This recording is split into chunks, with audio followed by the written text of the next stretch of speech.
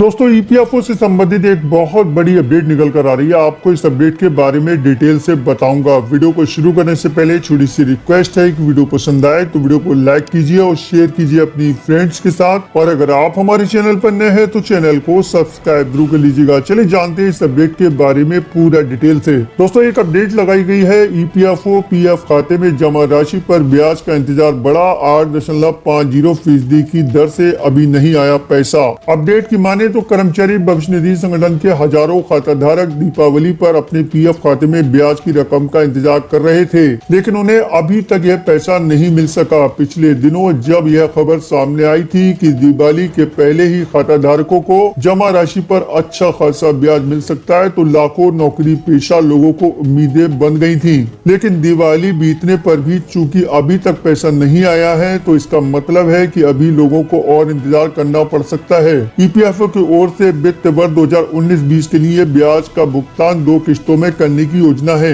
इस बार संगठन के बोर्ड की बैठक में 8.50% की दर से ब्याज देने पर सहमति बनी है। हालांकि कोरोना संक्रमण और लॉकडाउन की वजह से उपजी गंभीर आर्थिक परिस्थितियों में केवल 8.15% ब्याज पहली किस्त में मिलेगा। बाकी का ब्याज 0.35% की दूसरी किस्त में मिलेगा। दूसरी किस्त भी दिसंबर तक मिलने की बात कही जा रही थी। ईपीएफओ से देश भर के करीब 6 करोड़ नौकरी पेशा लोग जुड़े हैं। कोरोना संकट में जिन लोगों की नौकरी चली गई थी, उन्हें मिलने वाली एक मुश्त रकम से बड़ी मदद मिल जाती है। इससे मुश्किल समय में सहारा प्राप्त होता है। एक तय अवधि तक ईपीएफओ खाते में राशि जमा करने पर कर्मचारी को सेवानिवृत्त होने के बाद ईपीएस के रूप में पेंशन भी दी जाती है। ईपीएफ खाते में जमा राशि पर ईपीएफओ प्रतिवर्ष एक निश्चित ब्याज देता है। हालांकि इस बार दिवाली तक इसके आने की उम्मीद के बावजूद अभी तक यह प्राप्त नहीं हो पाया है। ईपीएफओ के आधिकारिक ट्विटर अकाउंट पर हालांकि यूजर इस संबंध में सवाल कर रहे हैं, लेकिन उन्हें अभी जवाब नहीं मिल सका है। ट्विटर पर ईपीएफओ का अकाउंट है, यहाँ खाता धारकों की समस्याओं का समाधान भी बताया जाता है। खाता धारकों को ब्याज के लिए अभी शायद इंतजार करना पड़ सकता है। पिछले साल सितंबर महीने से खातों में ब्याज आना शुरू हो गया था। हालांकि कुछ खातों में दिसंबर के महीने तक भी ब्याज का भुगतान किया गया था। 2018 में ब्याज का भुगतान आमतौर पर नवंबर के महीने में ही किया जाता था। इस लिहाज से देखा जाए तो अभी कोई बहुत देर नहीं हुई है। तो दोस्तों ईपीएफओ की तरफ से बहुत बड़ी अपडेट निकल कर आ रही है। मेंबर्स लगातार इंतजार कर रहे थे कि दीपावली पर उनके पीएफ की पहली किस्त आ जाएगी, लेकिन ऐसा नहीं हो पाया। इस इंतजार को थोड़ा सा लंबा कर दिया गया है। अब देखने वाली बात होगी कि ईपीएफओ के इन खाता धारकों को कब तक सहूलियत मिलती है, कब तक इनके ब्याज का पैसा इनके पीएफ अकाउंट में आता है। डीओपीटी की तरफ से इसमें आंसर दिए गए हैं। बेसिकली क्वेश्चन पूछे गए थे, इसमें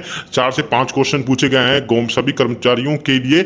लोकसभा से ये देख सकते हैं जिसका आंसर दिया गया है कार्मिकों लोक शिकायत एवं पेंशन मंत्रालय यानी डीओपीटी की तरफ से, जिसमें कर्मचारियों के स्थानांतरण हेतु कई सारी नीतियां हैं, उन पे जो है क्वेश्चंस पूछे गए हैं, यानी ट्रांसफर पॉलिसीज हैं कर्मचारियों के लिए, उसके रिगार्डिंग कई सारे क्वेश्चंस पूछे गए थे और उनका आंसर आप देख सकते हैं डीओपीटी की तरफ से। जो डीओपीटी मिनिस्टर है उन्होंने दिया है। तो क्वेश्चन आप देख सकते हैं इसमें क्या क्वेश्चन पूछे गए हैं। इसमें देख सकते हैं आप, पहला क्वेश्चन है क्या केंद्र सरकार के कर्मचारियों के लिए स्थानांतरण की कोई नीति है। दूसरा है यदि हाँ तो उससे संबंधी ब्यौरा क्या है, यदि नहीं तो इसके क्या कारण है। तीसरा क्वेश्चन पूछा गया है क्या सरकार देश में सभी सरकारी कर्मचारियों के लिए एकल स्थानांतरण नीति बनाने का विचार कर रही है। एकल स्थानांतरण नीति के रिगार्डिंग बहुत जो सिंगल ट्रांसफर पॉलिसी उसके रिगार्डिंग इंपॉर्टेंट नोटिस है।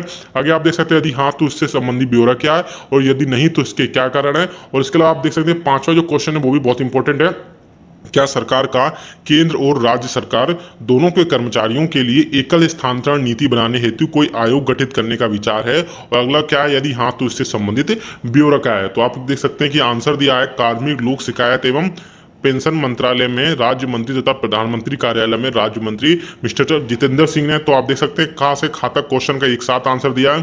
तो आप देख सकते हैं, इसे ध्यान से देखिएगा।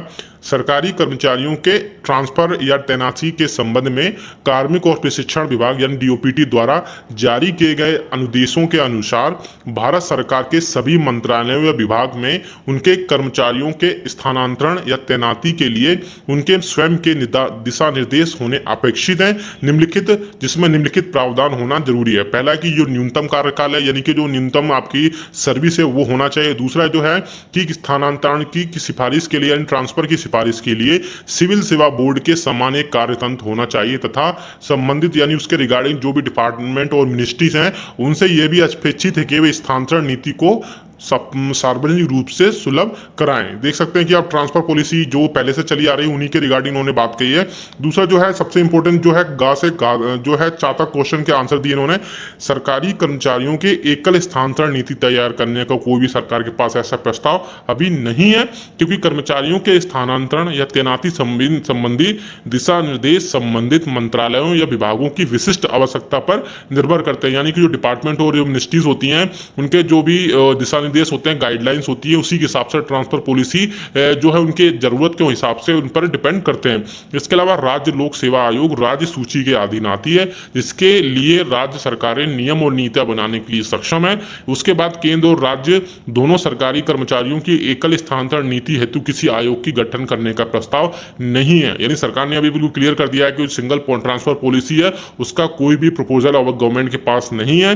और इसके अलावा राज्य सरकार की इसमें बात की गई तो राज्य सरकार की जो राज्य का विषय है तो राज्य चाहे अपने हिसाब से उसमें जो है पॉलिसीज और रूल्स उसमें लागू कर सकता है। ईपीएस 95 पेंशनभोगी की पेंशन में वृद्धि के लिए गृह मंत्री श्री अमित शाह से सिफारिश। जी हां friends, Gujarat state dairy corporation के सेवानिवृत्त कर्मचारी सभी बोर्ड निगम, मिल्क यूनियन कंपनी, फैक्ट्री, सहकारी समितियों, औद्योगिक इकाइयों, बैंक, प्रेस, मिल इत्यादि के गुजरात राज्य के करीबन 15 लाख से अधिक तथा 27 राज्य और केंद्र शासित प्रदेश के मिल के 65 पेंशनर भाई बहन हैं। तो ईपीएस 95 योजना के सेवानिवृत्त कर्मचारियों के भाई बहनों ने 35 से 40 वर्षों तक अपने जीवन के आधे से अधिक समय के लिए विभिन्न विभागों में सेवा की है।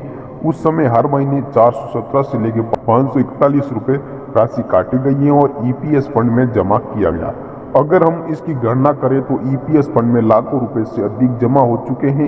इसके विरुद्ध उन्हें प्रति माह 300 रुपए से 2500 रुपए की निश्चित पेंशन मिल रही है। इसमें महंगाई तथा आरोग्य भत्ता नहीं मिल रहा है। ईपीएस 95 योजना के बुजुर्गों को जो स्थिति में रह रहे हैं 70 से 80 वर्ष की आयु सीमा पार कर चुके हैं, अधिकांश बड़ी बीमारियों से पीड़ित है, बहनों सहित। महंगाई के इतने समय में भी दूध या सब्जियां इतनी कम मात्रा में उपलब्ध नहीं है। पेंशनर पेंशन की तनाव कई तरह की चिंताओं से घिरा हुआ है। राष्ट्रीय आंदोलन समिति के अध्यक्ष श्री राउत साहब पिछले 4 वर्षों से अधिक समय से दिल्ली से लेकर जिलों तक विभिन्न आंदोलन के साथ दिल्ली में भारत सरकार के लिए सिफारिशें और निरूपण कर रहे हैं। मथुरा की सांसद सुश्री हेमा मालिनी जी के माध्यम से पेंशन बढ़ाने के लिए 4 मार्च 2020 को प्रधानमंत्री श्री नरेंद्र मोदी साहब के साथ आमने सामने की बैठक हुई है। प्रधानमंत्री ने सकारात्मक रूप अपनाया, फिर महामारी के कारण देरी हुई। हालांकि प्रधानमंत्री श्री मोदी से हमें पूरा भरोसा है। तो फ्रेंड्स, मेरे द्वारा दी गई जानकारी पसंद आए तो वीडियो को लाइक और शेयर करें, और यदि आप हमारे चैनल पर पहली बार विजिट करें तो दोस्तों चैनल को सब्सक्राइब कर लें और पास ही लगे बेल आइकन को प्रेस कर लें, जिससे कि आने वाले हर लेटेस्ट अपडेट आपको मिलती रही।